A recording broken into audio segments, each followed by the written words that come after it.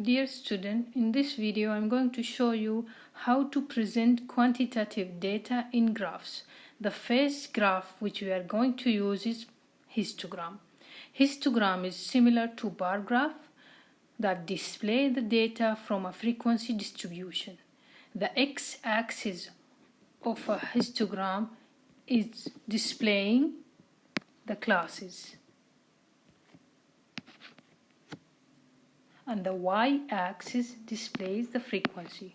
So this axis displays the classes.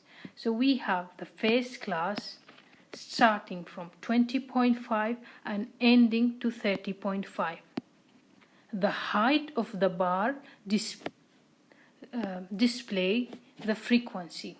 So the first class has a frequency of less than 30, approximately 28. Now, when we move to the right side, then the second bar start with 30.5 and end with 40.5. And the height of the bar represent the frequency which is equal to 30.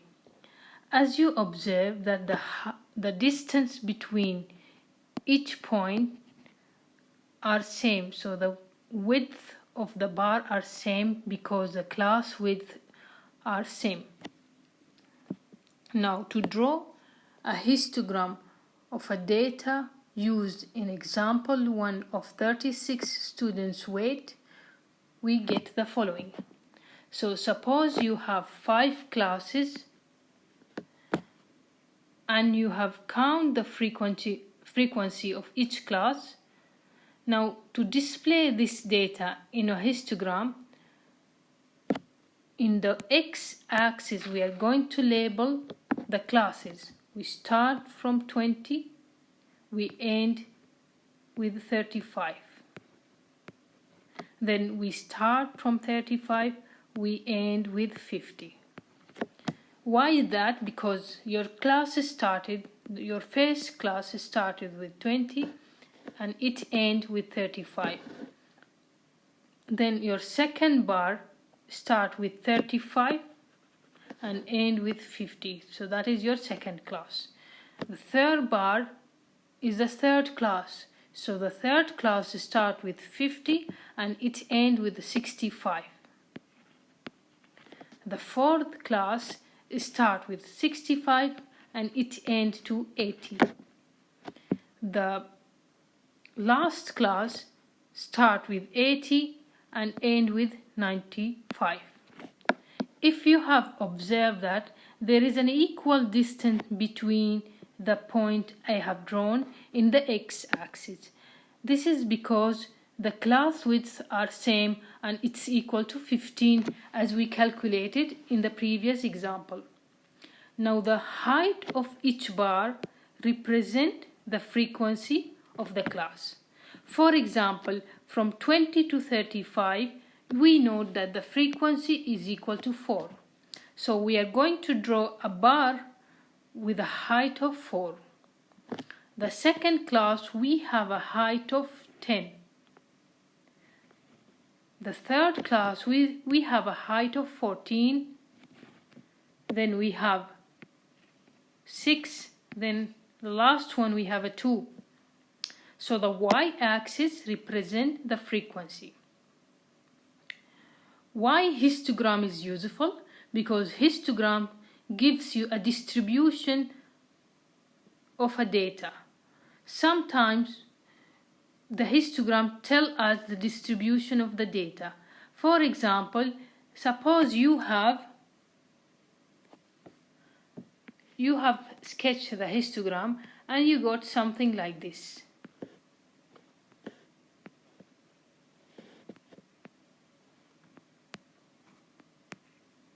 Assuming the widths are same, if you get a sketch similar to this sketch, then we can say that the data are symmetrically distributed. What we mean by symmetric?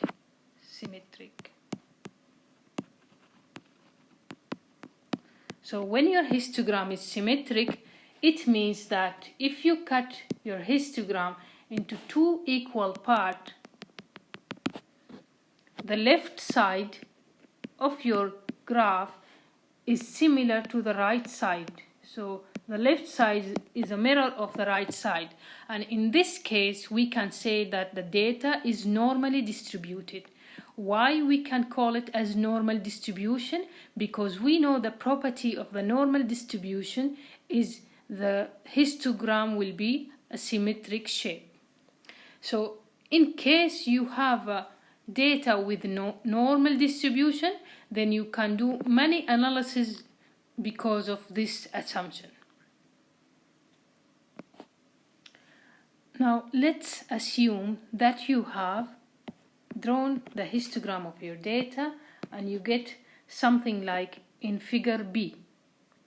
We have observed that majority of the data are in the higher side, and we have less number of data in the left side. Once we go to the left side, the number of the data are decreasing. So in this case, we can call the histogram is left skewed or negatively skewed.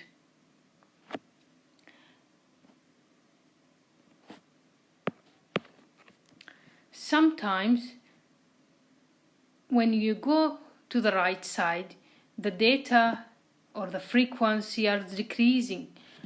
So we have more data in this area and less data as you go to the right side.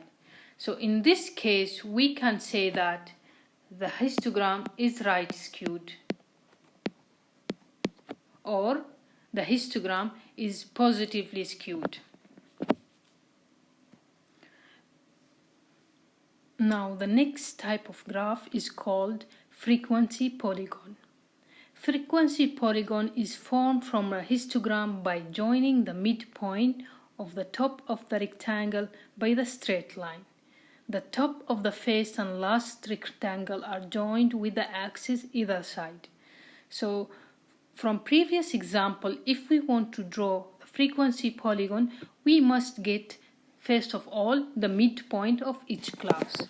So the face class start with 20 and end with 35. The midpoint of this class is 20 plus 35 divided by 2. So 20 plus 35 divided by 2 gives you the middle point of the bar. So it gives you 27.5. So 27.5 is the middle of the bar. Similarly, for the second class, we can say that the midpoint of the second class, 35 to 50, is equal to 35 plus 50 divided by 2. We are going to get 42.5.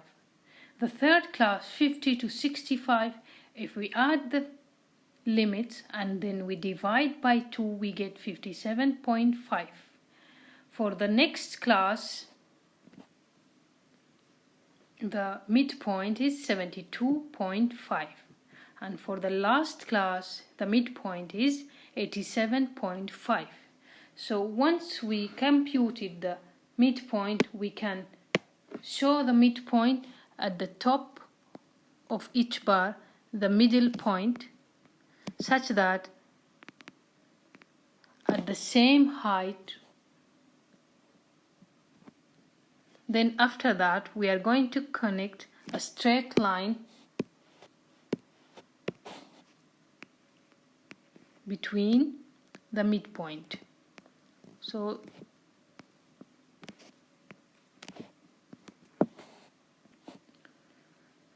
the graph will show something like this. So what is the aim of drawing frequency polygon? Again, frequency polygon used to show the distribution of the data set, and it also show you